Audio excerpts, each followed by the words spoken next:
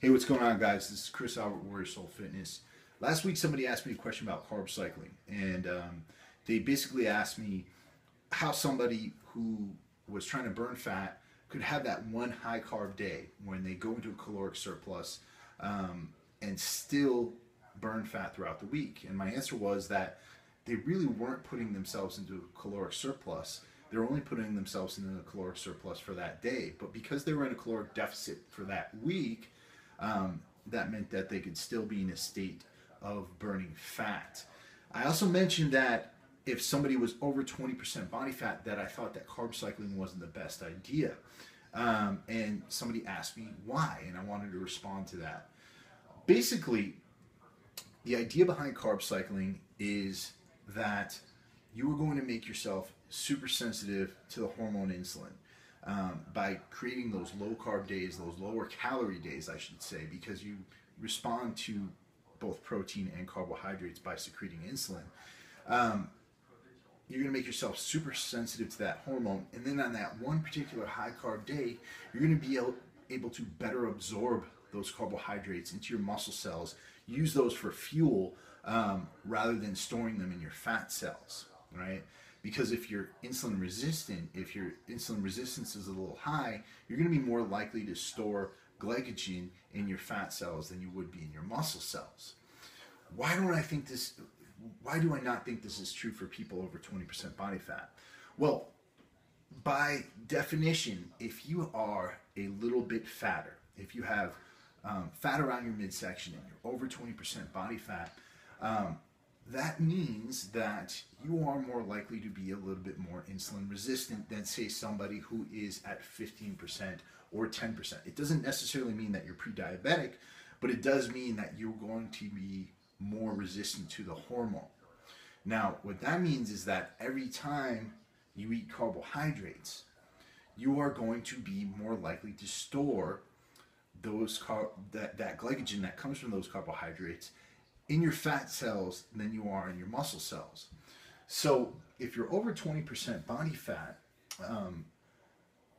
you're probably going to be more likely to be feeding your fat mass on those high carb days than you would be feeding your muscle mass, simply because your body is not ready to process those carbohydrates in the way that it would if you were closer to 15% to 10%. Because your muscle cells are not yet responding. That being said, that doesn't necessarily mean that you are destined to be on a low carb diet throughout your journey. It just means that you need a little bit more time to sensitize your body to the hormone insulin before you can introduce a lot more carbs or before you can have a high carb day. And I speak about this a lot in Getting Shredded, the ebook, where I talk about in phase 2, you reduce your carbohydrates from phase 1, but then by the time you get to phase 3 and you're down closer to 12-10%, that's when you can start to incorporate the high carb days, and that's when you can start to really incorporate the cheat days to your maximum benefit. The other thing that happens when you're over 20% body fat is you're less sensitive to another hormone, which is called leptin. Leptin is a hormone that's produced to tell the brain to burn more calories because, and it's produced when you eat higher amounts of carbohydrate and higher amounts of fat. People who have higher body fat percentages have been shown to be less sensitive to that hormone. They're still secreting it, but the brain is not responding to say that, hey, we have all these calories here, it's time to burn a lot more calories and time to stabilize our body weight. So that's why you have people who are already a little bit fat getting more and more obese over time, because they are less and less leptin sensitive because of the influx of calories that they've gotten over their period of years, and they're constantly producing leptin, and the brain just doesn't respond anymore.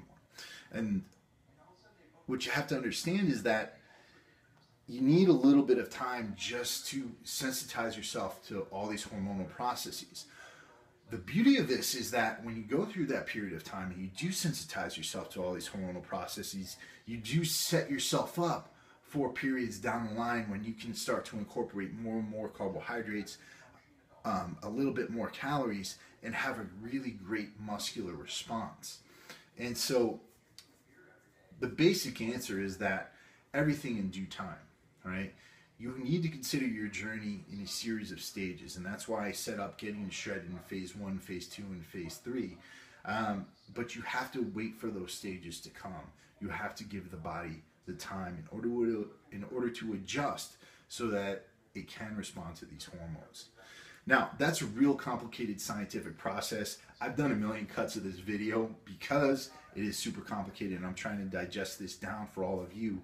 And I hope I didn't simplify it too much. If you've got a lot more questions, just hit me up at gettingshredded@gmail.com. I'll be happy to answer any of them. I hope you guys all enjoyed your Thanksgiving last week, and that's that. I'll talk to y'all soon. Peace out.